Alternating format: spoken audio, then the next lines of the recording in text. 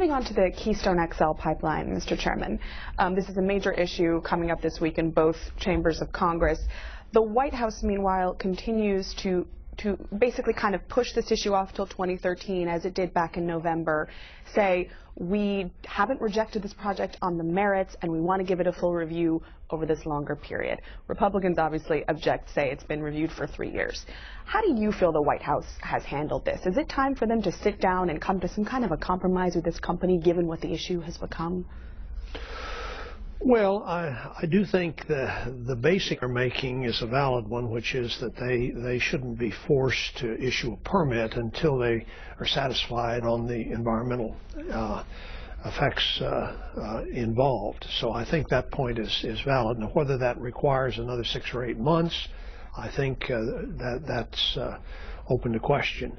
I do think it'd be a good issue to try to get resolved some way or other. I think clearly the American public would like to see us go ahead with the project to the extent that they know what the project entails. It sounds meritorious. We've got pipelines all over the country. I think that's true with most members of Congress, too. I think most members of Congress probably would like to go ahead and get the issue resolved, and maybe there's a way to get it resolved contingent upon certain things being determined. I don't know.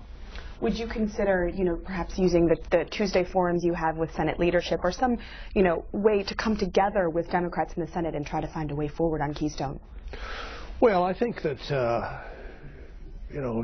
frankly, the Congress is reacting to actions by the administration here. We need to see what the administration is going to do. And I think that if the course of action that's described by the administration or laid out by the administration is reasonable, then I would hope to support that. The idea that there's an urgency about getting this permit approved, I don't buy into that. The truth is we've got a lot of oil. We're refining more petroleum products than we can use in this country. We're exporting petroleum products. Oil production's up, gas production's up.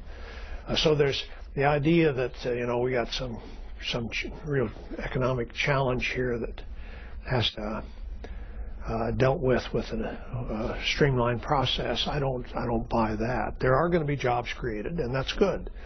And there are a lot of things that we've got on our plate which will create jobs. That'll be, I'm sure, reflected in the President's budget.